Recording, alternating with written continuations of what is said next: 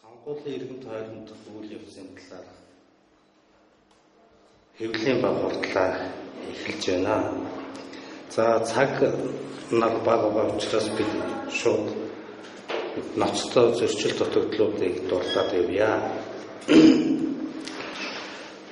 Улсын хурлын сонгуулийн 23 дугаар тойргийн санал хураах 5 дугаар хэсгийн хурууны хээ таних машин эвдэрсэн. За энэний зөрчил дутагдлаа арилгалахгүйгээр нээлттэй ажиллагаагаа хийж явсан. За энэ нь Баянгол дүүргийн 5 дугаар хэсгийн хороонд мөн давтагдсныг ТV5 телевизээр өнөөдөр өглөө бид харуулж байна лээ. За дараагийн нэг дутагдал Сүхбаатар дүүргийн 5 дугаар хороолол 3 дугаар байрны 18 дугаар байрны 24 тоотод нэг оршин суугч байдаг боловч 2 хүн нэмж бичин сонгуульд өгүүлэхээр оролдож байлаа. За энэ нь мэт үйлдэл нь сонгуулийн санал хураах үйл явцыг хөдлөөтуулах шалтгаан болж байна. За сонгуулийн ажиллагаа тойргийн хэсгүүдээр 7 цагт эхлэх ёстой боловч энэ нь цагаа барихгүй хамгийн сүүлийн нээлттэй ажиллагаа 7 цаг 30 минутад Чингэлтэй дүүргийн салхитын сургууль дээр болсон байна.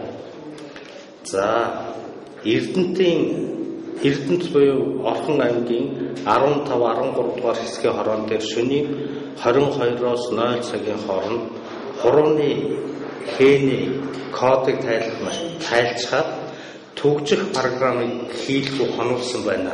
Энэ бол маш том ноцтой зөрчил шүү. Баянзүрх дүүргийн 1-р хороо 1-р хэсгийн хороон дээр өмнө нь хурууны хээгээ өгч байгаагүй хүмүүс шууд иргэний үнэмлэхтэйгээ ирж саналаа өгч болно гэсэн шийдвэр гаргасан байна. За гэхдээ энд хурууны хээ таних машин ажиллаж байгаа байхгүй. Тэгэхэд ийм шийдвэр гарч байгаа. Энэ бол сонгуулийн санал хураах үйл ажиллагааг бодлоготуулах нэг том их сурвалж шүү. За дараа нь улсын хурлын сонгуулийн 25 дугаар тойргийн 36 дугаар хэсэгт өглөө нээлттэй хийх үед машины код нууц дугаар түүнийг нэг түлхүүр хоёр хоорондоо таарахгүй байхад нээлттэй эхэлсэн. Энийг яаж зөрчлийг арилгасныг би мэдээгүй байна. Улсын хурлын сонгуулийн 26 дугаар тойргийн 27 дугаар хэсгийн тойргийн хороонд харьяалтай Иргэн Балжин нэмийн Шарав доржин хаяг дээр амбулын сонгуульд өгөх хүний тоо 2 байх ёстойгоос 3 болгосон байна. За нэрийн тулгалт хийхдээ мэдэж засвар хийлгэхийг хүссэн боловч 28-ны өдөр энэ зөрчлөө арилгаагүй хэвээр байна. За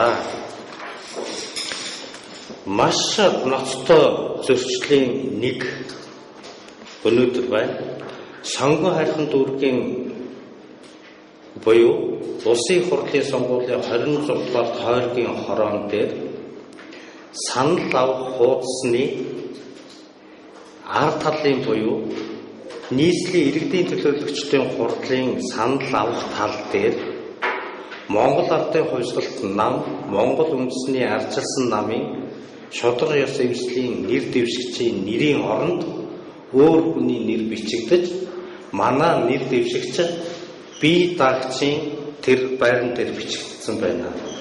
Энэ бол үнэхээр ноцтой дутагдал биш. Энийг бид санаатаа үйлдэл гэж үзэж даруйхан энэ үйлдэлээ засаг залруулахыг шаардж байна.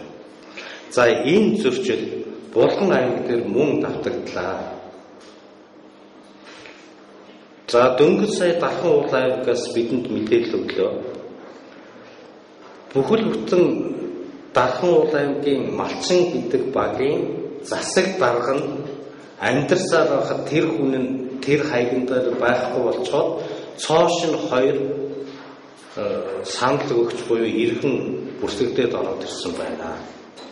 За энэ мэт зөрчил дутагдлууд бол тасрахгүй байж байна. Өнөөдөр одоо хүртэл цаашдаа энийг бид тэмдэглэн